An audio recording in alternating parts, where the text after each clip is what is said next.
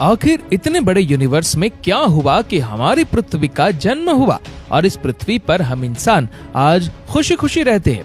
हमारे यूनिवर्स में अर्थ ही एक ऐसा प्लेनेट है जहां पर इंसान बगैर किसी मदद के जिंदा रह सकता है। पर आज से 5 अरब साल पहले अर्थ का कोई नामो निशान ही नहीं था।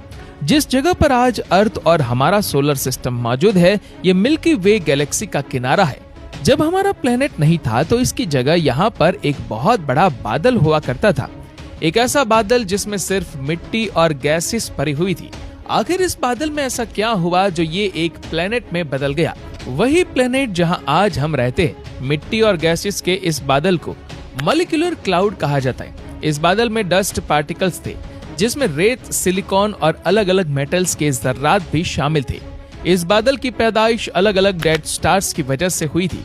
यूनिवर्स के शुरुआती वक्त में जिन स्टार्स ने अपना सारा फ्यूल जला दिया वो फट गए और फटने की वजह से उनके जर्रात आसपास के यूनिवर्स में फैल गए। ये आसमान में दिखने वाले बादल की तरह नहीं, बल्कि ये कुछ ऐसे दिखते हैं जिनको हबल स्पेस टेलीस्कोप की मदद से कैप्चर किया गया था। हैरतअंगेज तौर पे ये बादल 100 लाइट ईयर्स जितना बड़ा था। यानी इसके एक कोने से अगर कोई लाइट ट्रैवल करना हो तो इसको मॉलिक्यूलर क्लाउड के दूसरे कोने तक पहुंचने में 100 साल लग जाएंगे। और यही वो बादल है जिसमें से नए स्टार्स और प्लैनेट्स बनते हैं। स्पेस में दो ऑब्जेक्ट्स अपनी अपनी ग्रेविटी की वजह से एक दूसरे से जुड़ जाते हैं या एक दूसरे को अट्रैक्ट करते हैं। मॉलिक्यूलर क्लाउड के पार्टिकल्स इसी ग्रेविटी की वजह से एक दूसरे में जुड़ते गए। जो बड़े पार्टिकल्स थे उन्होंने छोटे पार्टिकल्स को अट्रैक्ट करना शुरू कर दिया।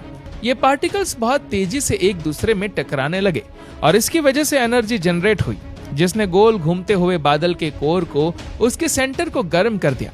अगले करोड़ों सालों तक ये प्रोसेस ऐसे ही चलता रहा और मॉलिक्यूलर क्लाउड का कोर बड़ा ही होता गया, ज्यादा तेज भी घूमने लगा और ज्यादा गर्म भी हो गया। और एक वक्त के बाद ये बहुत बड़ा फायर बॉल हमारा सूरज बन गया।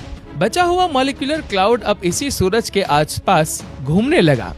एस्ट्रोनॉमर्स ने इंफ्रारेड टेलीस्कोप की मदद से मॉलिक्यूलर क्लाउड्स के अंदर नए स्टार्स को बनते हुए देखा।